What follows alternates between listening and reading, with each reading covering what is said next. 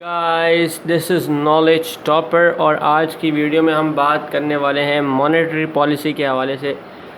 Monetary policy होती क्या है, बेसिकली इसकी डेफिनेशन और इसके ऑब्जेक्टिव और इसके इंस्ट्रूमेंट के बारे में हम बात करने वाले हैं। तो जी स्टार्ट करते हैं। अच्छा, मॉनेटरी पॉलिसी कोई इतनी लंबी चौड़ी कहानी नहीं करूँगा मैं, सिंपल आपको बता दूँ कि ये जो रेड से आपके सामने जो चीज़ लिखी है ना, बस यही मॉनेटरी पॉलिसी होती है। Monetary policy is simply defined as the management of the money supply and interest rate. यानी अगर आप बात करें कि किसी ऑर्गेनाइजेशन की बात करें तो उसको मैनेज करने के लिए एक मैनेजमेंट बनाई जाती है। इसी तरीके से पूरी इकोनॉमी में अगर मनी सप्लाई हो या इंटरेस्ट रेट हो, उसको देखभाली करने के लिए, उसको देखने के लिए एक मैनेजमेंट बनाई जाती है जिसको हम कहते हैं मॉनेटरी पॉलिसी। उसको हमने एक पॉलिसी का नाम दे देते हैं, इसको कहते हैं monetary policy.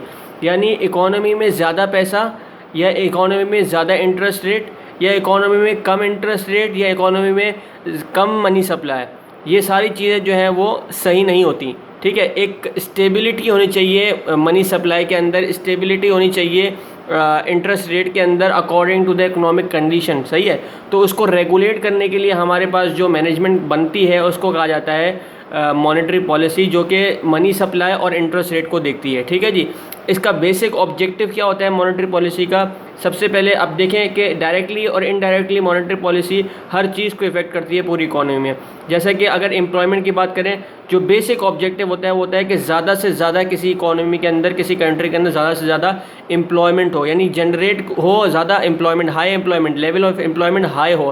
Promote economic growth, यानी इकोनॉमिक ग्रोथ यानी आपके पास प्रोडक्शन होना चाहिए, आपके पास दूसरी जो है वो आपके पास जो है बेसिकली मुल्क को जो है तरक्की देने के लिए आपके पास जो है वो बहुत सारी जो है वो पॉलिसीज़ होनी चाहिए, आपके पास जो है वो इकोनॉमिक एक्टिविटीज़ ज़्यादा होनी चाहिए।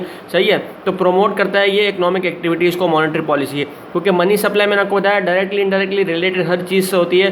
तो ये अगर आपकी जो कंट्रोल में होती है मैनेजमेंट, आपकी मनी सप्लाई और इंटरेस्ट रेट को अच्छे से कंट्रोल कर पाती है, तो ये प्रमोट करता है इकोनॉमिक ग्रोथ को। सही है। अच्छा, कंट्रोल द इन्फ्लेशन रेट, बहुत ज़्यादा जो है वो आपके पास जो है वो कीमतें ज़्यादा नहीं चढ़ें। जैसे मैंने आपको बताया कि बहुत ज़्यादा कीमतें जो है वो आसमान से बातें करें वो भी सही नहीं है, और बहुत कम अगर हों तो वो भी सही नहीं है। किसी न किसी लिहाज से हर इकोनॉमिक कंडीशन में, हर इकोनॉमिक साइकिल के तहत जो है कि इकोनॉमी आपकी रिसेशन में है, आपकी इकोनॉमी डिप्रेशन में है, आपकी इकोनॉमी जो है वो बूम पर है, या आपकी इकोनॉमी जो है वो अभी रिकवरी फेज़ में है, तो ये सब चीज़ को देखते हुए जो है वो पूरी मैनेजमेंट जो है वो मनी सप्लाई और इंटरेस्ट रेट को जो है वो बेसिकली मैनेज करती है। ठीक है ना।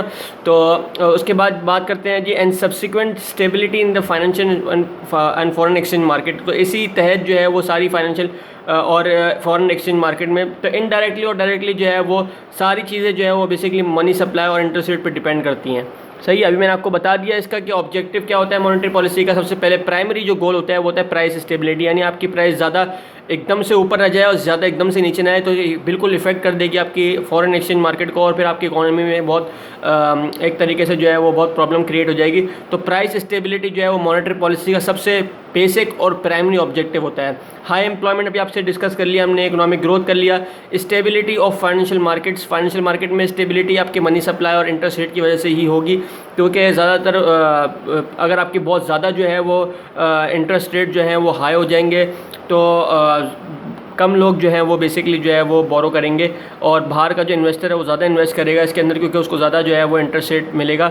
लेकिन जो लोग बोरो करना चाहेंगे फिर उनकी पहुंच से बाहर हो जाएगा। सही है, तो बोरोवर्स जो हैं वो ज़्यादा इंटरेस्ट नहीं ले पाएंगे पैसा बोरो करने में, तो प्रोडक्शन आपका जो है वो ओवरऑल रिड्यूस हो जाएगा। तो फाइनेंशियल मार्केट की स्टेबिलिटी भी जो है वो एक ऑब्जेक्टिव होता है मॉनेटरी पॉलिसी का। इंटरेस्ट रेट स्टेबिलिटी भी इसके अंदर हो गया, stability in foreign exchange market भी इसके अंदर हो गया। ठीक है, उसके बाद मॉनेटरी पॉलिसी के जो है वो इंस्ट्रूमेंट्स की बात करें तो इसके 3 मेन इंस्ट्रूमेंट्स होते हैं जो कि हमने एक एक करके हमने अपनी वीडियो में डिस्कस करना है आगे वाली, जिससे आपको सही से समझ में आ जाएगा कि ये बेसिकली होता क्या है। सही, ये सब तो हमने इसके 3 जो इंस्ट्रूमेंट है, जो की पॉलिसी टूल कह सकते हैं, आपको इंस्ट्रूमेंट कह सकते हैं, तो जो कंडक्ट करते हैं मॉनेटरी पॉलिसी को, वो है जी सबसे पहले जो है ओपन मार्केट ऑपरेशन, दूसरा है डिस्काउंट विंडो पॉलिसी, और तीसरा है रिजर्व रिक्वायरमेंट। जो ये सारे टूल्स हैं ये अफेक्ट करते हैं मार्केट को for reserves and market for interest rate, सही है ना। तो ये जो तीन मैंने आपको बताया, open market operation, discount window policy, reserve requirement, ये हम अपनी नेक्स्ट वीडियो में देखेंगे। तो इसके लिए आपको हमारे पेज नॉलेज टॉपर पर जाना पड़ेगा और वहाँ से आपको जो है वो वीडियो जो है वो देखनी पड़ेगी, जो कि open market operation, discount window policy और रिजर्व रिक्वायरमेंट में हम नेक्स्ट वीडियो में बनाएंगे। तो जी उम्मीद है आपको मॉनेटरी पॉलिसी का जो बेसिक है वो समझ में आया होगा कि ये होती क्या है, इसका ऑब्जेक्टिव क्या है, उसके इंस्ट्रूमेंट हमने आपके साथ डिस्कस करिए। Open market operation, discount window policy और रिजर्व रिक्वायरमेंट के लिए आप नेक्स्ट वीडियो देखिए। उम्मीद है आपको समझ में आई होगी ये वीडियो। अगर समझ में आई तो हमारे पेज नॉलेज टॉपर को लाइक कीजिए, सब्सक्राइब कीजिए and don't forget to press the bell icon. Thank you very much. अल्लाह हाफिज़।